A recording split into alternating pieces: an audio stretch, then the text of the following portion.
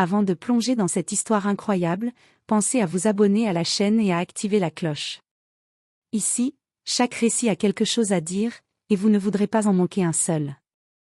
Dans la zone industrielle la plus sécurisée de la ville, un gigantesque complexe appartenant à un puissant groupe technologique fonctionne à plein régime, jusqu'au moment où tout bascule. Au cœur du bâtiment principal, un moteur expérimental de plusieurs millions de dollars vient de tomber en panne sans prévenir. Ce n'est pas un simple moteur, il alimente un système critique de production qui fait tourner l'un des projets les plus importants de l'entreprise. Chaque minute d'arrêt coûte une fortune. Les alarmes ont retenti. Les écrans ont viré au rouge.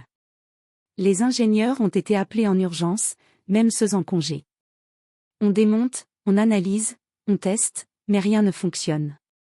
Le problème est invisible, presque comme si la machine refusait volontairement de révéler sa défaillance. Dans les bureaux vitrés au dernier étage, le PDG observe la scène depuis les caméras de surveillance. Habitué au contrôle total, il voit pour la première fois une situation lui échapper. Son équipe technique, pourtant composée des meilleurs experts du pays, tourne en rond. L'atmosphère devient lourde. Les investisseurs commencent à poser des questions. Les délais s'effondrent. La pression monte à chaque seconde. C'est alors qu'un nom inattendu est mentionné par un technicien, une mécanicienne indépendante, travaillant dans un petit atelier à l'extérieur de la ville. Une femme sans diplôme prestigieux, sans badge officiel, mais connue localement pour comprendre les machines comme personne. Dans la salle de réunion, un silence suit cette suggestion, puis des rires éclatent. Et au milieu de ce mépris général, le PDG prend une décision qui surprend tout le monde. Faites-la venir. Je veux voir jusqu'où va cette plaisanterie. Personne ne sait encore que cette décision va déclencher une chaîne d'événements irréversibles, et que la personne qu'il s'apprête à humilier pourrait être la seule capable de sauver tout ce qu'il possède. Les portes du gigantesque hangar industriel s'ouvrent dans un souffle mécanique, laissant entrer une femme seule. Elle avance lentement. Son manteau est simple, légèrement usé. Ses chaussures ont vu des années de travail.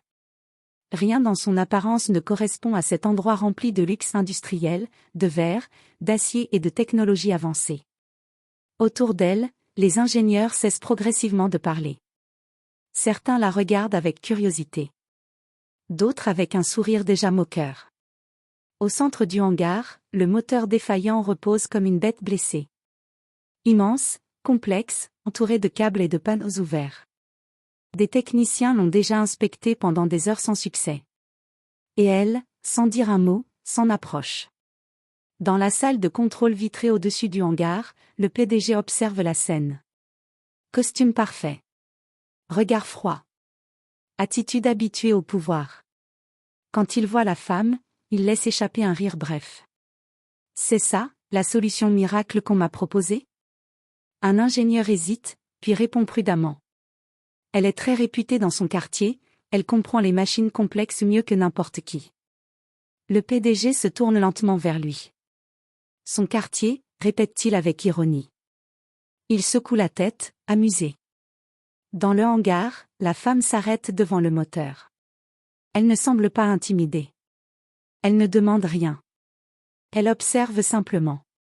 Le silence qu'elle impose commence à déranger certains ingénieurs. Trop calme. Trop sûre d'elle, ou peut-être, trop inconsciente de l'ampleur de ce qui est en jeu. Un jeune technicien murmure. On perd notre temps. Un autre rigole doucement. Puis un troisième sort son téléphone, prêt à filmer ce qu'il pense être un échec annoncé. C'est à ce moment que le PDG descend dans le hangar. Les conversations s'arrêtent immédiatement. Son arrivée impose le silence. Il marche lentement jusqu'à se placer à quelques mètres de la mécanicienne. Il la regarde de haut en bas, sans cacher son mépris. « Vous êtes venu réparer ça ?» demande-t-il froidement. Elle ne répond pas tout de suite. Elle pose sa main sur la structure métallique du moteur, comme si elle écoutait quelque chose. Puis elle dit calmement. « Oui. » Un sourire se dessine sur le visage du PDG. Un sourire cruel. Il croise les bras. Très bien, alors je vous fais une proposition. Il marque une pause. Tous les regards sont fixés sur lui. Réparer ce moteur, et je vous donne tout mon salaire. » Un silence tombe. Puis un éclat de rire traverse le hangar. Les ingénieurs rient ouvertement maintenant. Certains ne se cachent même plus. La femme, elle, ne réagit toujours pas. Elle s'accroupit simplement devant le moteur et ouvre sa boîte à outils. Le PDG continue, plus fort, comme pour humilier davantage la situation. « Vous comprenez ce que vous regardez au moins ? Ce n'est pas une voiture cassée. C'est une technologie que vous n'avez probablement jamais touchée de votre vie. » Elle ne lève pas les yeux. Elle commence à examiner un panneau latéral. Un geste précis. Méthodique. Presque trop calme pour être normal. Les minutes passent. Les rires diminuent. Puis disparaissent peu à peu. Car quelque chose dérange. Elle ne cherche pas au hasard. Elle ne démonte pas inutilement. Elle observe comme si elle savait déjà où le problème se trouvait. Et pour la première fois, un ingénieur cesse de sourire. Un autre baisse son téléphone. Le PDG, lui, continue de la fixer. Mais son expression change légèrement. Sans qu'il sache encore pourquoi. Le hangar est désormais plongé dans une tension étrange. Les rires ont disparu, mais le doute commence à s'installer.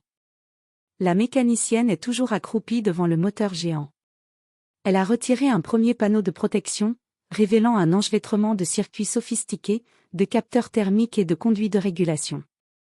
Tout semble normal. Trop normal. Dans la salle vitrée, le PDG plisse les yeux. « Elle cherche quoi exactement ?» demande-t-il sèchement.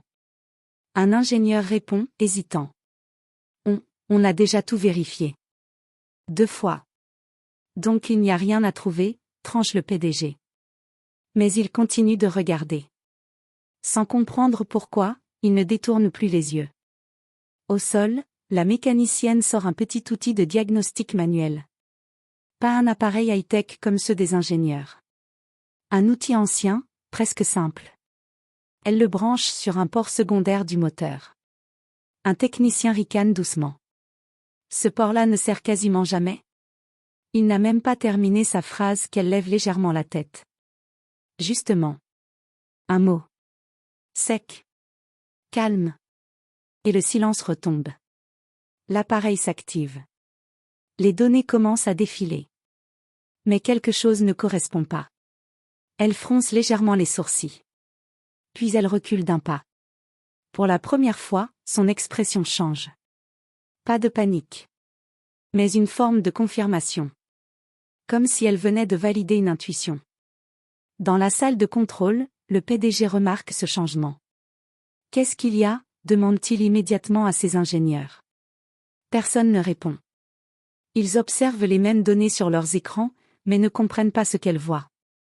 Un ingénieur murmure. « C'est impossible, les valeurs sont normales. » Mais la mécanicienne, elle, fixe un point précis du moteur. Puis elle dit doucement. « Vous avez tous cherché le problème au mauvais endroit. » Elle se lève lentement. Et pose sa main sur une section latérale du moteur, presque invisible parmi les câbles principaux. Le défaut n'est pas dans le système principal. Continue-t-elle. Elle ouvre un petit capot métallique. Un geste simple. Mais les ingénieurs échangent immédiatement des regards surpris. Ce panneau n'avait pas été jugé critique. Elle éclaire l'intérieur avec sa lampe. Et là, un détail minuscule. Presque insignifiant. Un microcapteur fissuré. Une fissure fine, presque invisible à l'œil nu. Mais suffisamment pour perturber toute la chaîne de régulation du moteur. Un ingénieur s'approche, choqué. « Comment avez-vous vu ça ?» Elle ne répond pas tout de suite. Elle observe encore le composant. Puis elle dit calmement. « Parce que ce type de panne ne vient jamais d'un grand défaut. » Elle marque une pause. Il vient toujours d'un détail que personne n'a jugé important. Dans la salle de contrôle, le visage du PDG se fige légèrement. Le sourire moqueur a disparu. Pour la première fois, il ne rit plus. Il ne parle plus. Il regarde simplement. Et il comprend que ce qu'il a sous-estimé n'est peut-être pas une simple mécanicienne. Le hangar ne ressemble plus au même endroit. Le bruit des machines semble plus faible. Les conversations ont disparu. Même les ingénieurs les plus confiants ne rient plus. Le microcapteur fissuré a été identifié, mais personne ne sait encore comment le remplacer sans arrêter totalement le système central du moteur. Et ça, c'est le vrai problème. Dans la salle de contrôle, le PDG se penche légèrement vers l'écran. Son regard est plus sérieux qu'avant. Remplacer cette pièce, ça implique un arrêt complet, demande-t-il. Un ingénieur avale difficilement sa salive. Oui, et si on arrête le moteur maintenant, il faudra recalibrer tout le système. Ça peut prendre des jours, voire plus. Un silence lourd suit cette phrase. Des jours. L'entreprise ne peut pas survivre à ça. Dans le hangar, la mécanicienne analyse le composant fissuré. Elle ne parle pas encore. Elle tourne lentement autour du moteur, observant les connexions, les flux, les vibrations. Puis elle s'arrête net. Comme si elle venait de prendre une décision. Je peux le remplacer sans arrêter le moteur. Sa voix est calme. Mais dans le hangar, elle résonne comme une explosion. Un ingénieur éclate presque de rire par réflexe, puis s'arrête immédiatement en voyant son sérieux. Impossible, murmure-t-il.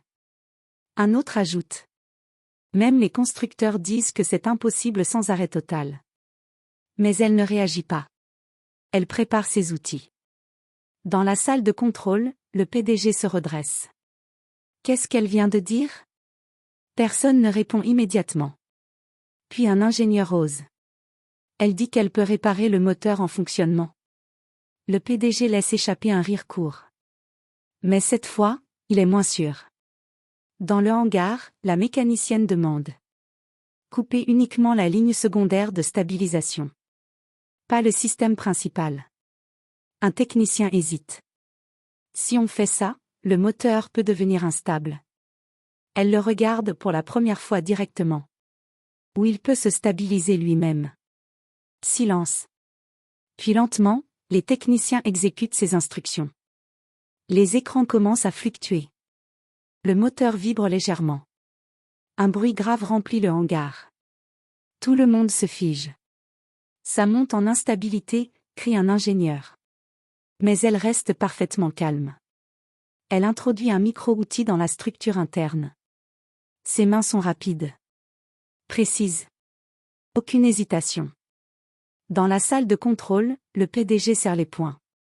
Arrêtez ça immédiatement si ça dépasse les seuils, ordonne-t-il. Mais un ingénieur hésite. Monsieur, les données, elles se stabilisent. Le PDG se tourne vers l'écran. Et il voit quelque chose d'impossible. Les courbes de tension chutent doucement. Le moteur s'adapte. Comme s'il répondait aux corrections en temps réel. Un autre ingénieur murmure. Elle n'est pas en train de réparer, elle est en train de recalibrer le système vivant. Dans le hangar, la mécanicienne serre légèrement les dents. Encore quelques secondes. Elle ajuste un dernier connecteur. Un son métallique retentit. Puis, le microcapteur est remplacé. Sans arrêt. Sans explosion. Sans erreur. Le moteur émet un grondement profond. Puis il se stabilise complètement. Les vibrations deviennent régulières. Les écrans passent du rouge au vert. Un silence total envahit le hangar. Personne ne parle. Personne ne bouge. Puis un ingénieur laisse tomber doucement. Elle l'a fait. Un autre répète, incrédule. Elle l'a vraiment fait. Dans la salle de contrôle, le PDG ne sourit plus du tout. Il fixe l'écran vert. Ses mains ne bougent plus. Pour la première fois depuis le début, il ne comprend pas totalement ce qu'il vient de voir. Et ça le dérange profondément. Le moteur tourne maintenant parfaitement. Stable. Régulier. Presque irréel. Dans tout le hangar, personne n'ose parler. Comme si le moindre mot pouvait briser ce qu'ils viennent de voir. La mécanicienne range lentement ses outils. Pas de triomphe. Pas de sourire. Juste la même tranquillité qu'au début. Mais quelque chose a changé dans le regard de tous les ingénieurs. Et surtout dans celui du PDG. Il descend à nouveau dans le hangar. Cette fois, il ne marche plus avec assurance. Ses pas sont plus lents. Plus lourds. Il s'arrête devant elle. Long silence. Comment? Commence-t-il? Il s'interrompt. Il cherche ses mots, chose rare chez lui. Comment avez-vous su? La mécanicienne ne répond pas immédiatement. Elle pose son dernier outil dans sa boîte. Puis elle regarde le moteur. Ce moteur n'a pas été conçu pour tomber en panne, dit-elle calmement. Elle se tourne vers lui. Il a été modifié. Un murmure traverse le hangar. Les ingénieurs échangent des regards inquiets. Le PDG fronce les sourcils. Modifié? Par qui? Elle s'approche d'un panneau de diagnostic encore ouvert. Elle pointe une signature numérique sur un circuit interne. Par quelqu'un qui connaissait exactement ce système. Quelqu'un de votre équipe. Silence brutal. Un ingénieur recule instinctivement. Un autre pâlit. Le PDG, lui, fixe la signature affichée à l'écran. Et pour la première fois, son visage se ferme complètement. Ce type de modification? Murmure-t-il. Elle termine sa phrase sans émotion. Ne peut être fait que de l'intérieur. Un choc traverse la salle. La panne n'était pas une panne. C'était un sabotage. Silencieux. Calculé. Invisible. Le PDG serre la mâchoire. Il comprend enfin pourquoi ses meilleurs experts avaient échoué. Pourquoi tout semblait normal. Parce que quelqu'un avait construit une illusion de normalité. Il se tourne lentement vers ses ingénieurs. Qui a eu accès à ce système? Personne ne répond. Personne ne veut répondre. La mécanicienne, elle, continue. Le défaut que j'ai réparé, n'était que la conséquence. Elle désigne une autre partie du système. Le vrai problème est ailleurs. Et il continue de fonctionner. Un silence plus lourd encore tombe. Puis elle ajoute une phrase qui glace tout le monde. Si vous ne trouvez pas la source, ce moteur tombera à nouveau. Et la prochaine fois, vous ne pourrez pas le sauver. Le PDG reste figé. Son empire technologique, qu'il pensait parfaitement contrôler, vient de révéler une faille interne qu'il n'avait jamais imaginée. Et la seule personne capable de voir cette vérité n'est pas l'un de ses experts. Pas un de ses ingénieurs. Mais une mécanicienne qui l'avait humilié quelques heures plus tôt. Il baisse légèrement la tête. Pour la première fois de toute sa carrière, il ne trouve rien à dire. La mécanicienne se retourne pour partir. Mais avant de quitter le hangar, elle s'arrête. Sans se retourner, elle dit simplement. Vous devriez arrêter de chercher des erreurs dans les machines, et commencer à chercher les erreurs chez les humains. Puis elle sort. Le silence reste. Le moteur tourne. Mais rien ne sera plus jamais comme avant.